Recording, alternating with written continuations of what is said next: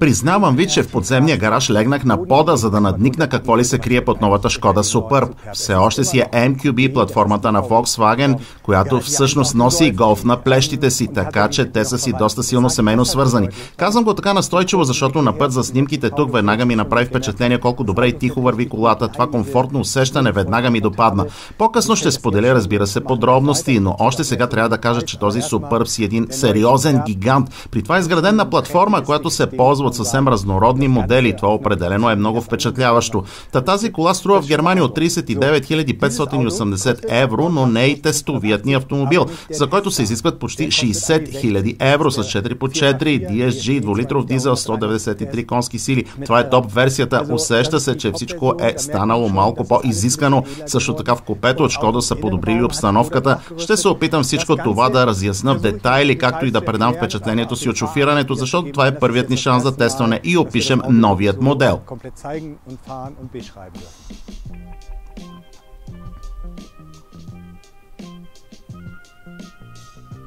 И така колата също е пораснала, не много и неосезаемо като ламарина на карусерията, а като надвеси. Между нас казано, раздути са броните, така се получава увеличението. Въпреки това багажникът малко е пораснал, плюс 30 литра, не е революционно, а моделът и преди това си беше великански, но по-странното е, че никой тук не успя да ми го обясни убедително. Питах няколко човека, но очевидно е следствие на промяна при вътрешните кори, така че определено не са разпънали ламарините, но съществено е, че имаме повече обем, като колата си остава функционална, световен шампион, а именно това е страхотно при този модел. Той си е истински товарен кон.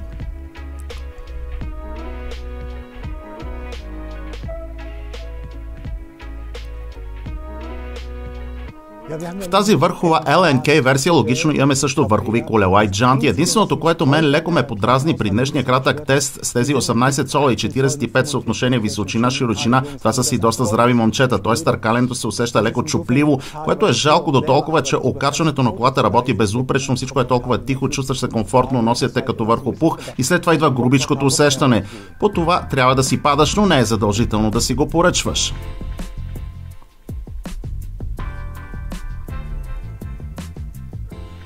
Наличен е и по-богат избор на двигатели, да го наречем така, но сега за старта на продажбите ще трябва да се задоволим с три версии. 1,5 литровия бензинов с поддръжка от мек хибрид с 150 коня, има 2-литров TDI с 150 коня и този голям 2-литров TDI с задвижване на всички колела и 193 конски сили. Всъщност топ версията, която тестваме. Върви страхотно и на мен ми направи впечатление, много е тих, има нещо хомогенно, линейно, това си е този old school, тази техника от старата школа, която тук е докарана до съвършенство, едно тотално приятно чувство за комфортно и дълго пътуване.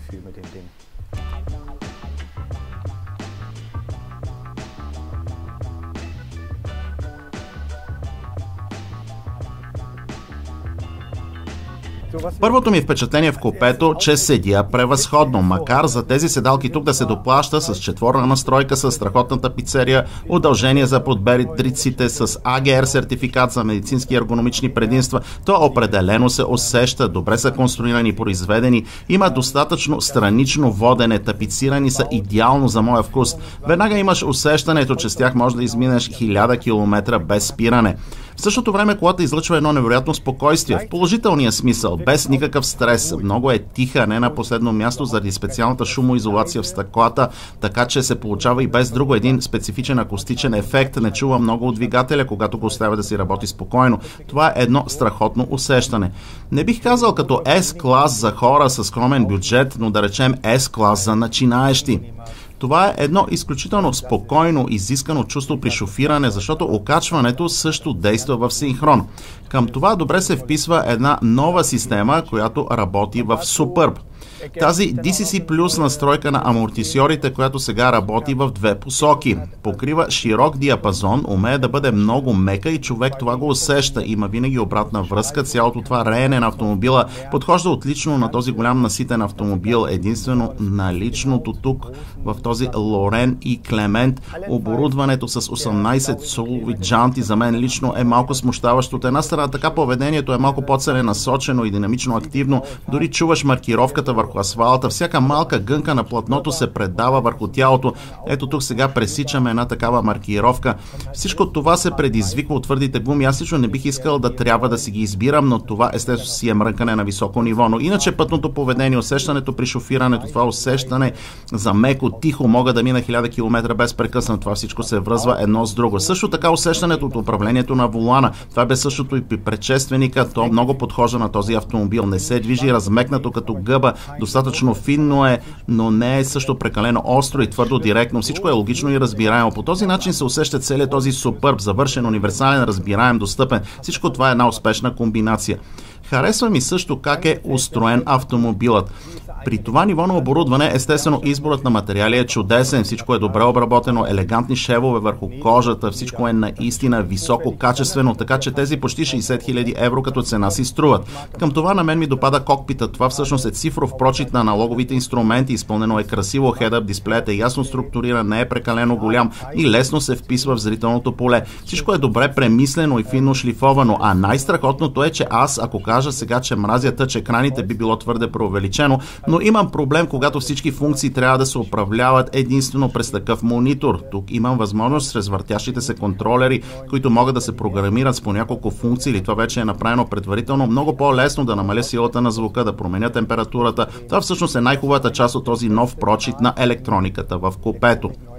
И на това място кратко допълнение към концепцията за управление. Все пак големият тъч екран продължава да е наличен. Той сякаш стои свободно в пространството, на някой тази позиция не им харесва, но на мен ми се струва доста добре направено, удачно интегрирано, но в същото време дори за мен, човек с ръст от 1,86 м, този екран е доста отдалечен. За да управлявам функции по периферията се налага да изнеса тялото си от седалката, а това не го намирам за добро решение, защото ако се движа по некачествена пътна настилка, тялото ми се друса, трудно учам иконката, трябва да се концентрирам, изместя вниманието ми към монитора, което пък води до разсейване. Нещо, което е типично също за марката. Чехите го наричат Simply Clever, тези дребни закачливи решения. Така, например, сега тук имам този малък почистващ дисплеите. Уре, това блокче с микрофибърни влакна, с което мога от време на време да почистя тъч дисплея. Това са сладки идеи, добре изпълнени. А и самата средна конзола е много богата с огромни контейнери, което се дължи също и на факта, че скоростният лост е преместен на кормилната колона.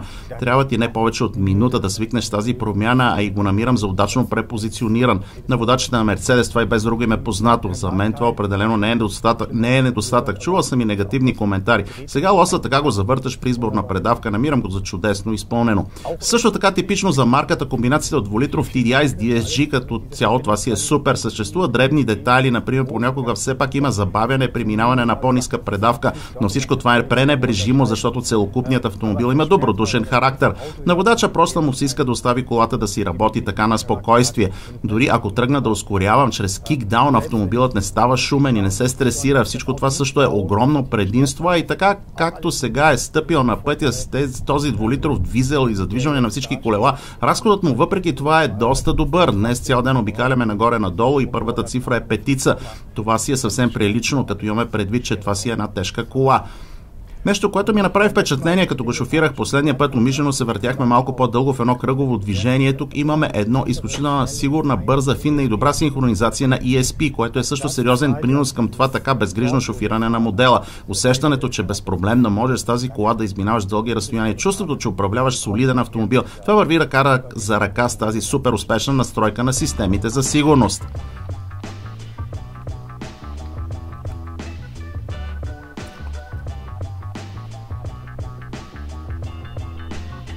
Нека да завърша това видео днес в багажника, съвсем не поради факта, че е пораснал или защото символизира модела, това типично универсално, супер практично превозно средство, което естествено важи също и за най-новото му поколение. Тази кола е завършена и гладка, върви превъзходно, като пакет това продължава да бъде една много успешна комбинация, така че който си пада по тази лига на големите комбита, все пак това сякаш е един отмиращ сегмент. В този супърб ще намери възможно най-точния си партньор, но трябва преди това внимателно да се огледа в списъка с опции и цени и да прецени какво му е необходимо, защото този базов модел за 39 000 евро е доста орязана. Тестовата версия LNK естествено като топ модел е идеално екипирана. Ако ви допада, също препоръчвам внимателно да огледате ценоразписа и изберете необходимото ви оборудване. А иначе изводът ми е, че това е един превъзходен автомобил, всъщност както винаги, но с още една порция допълнително отгоре като 4-та генерация. Финната шлифовка определено е успешна.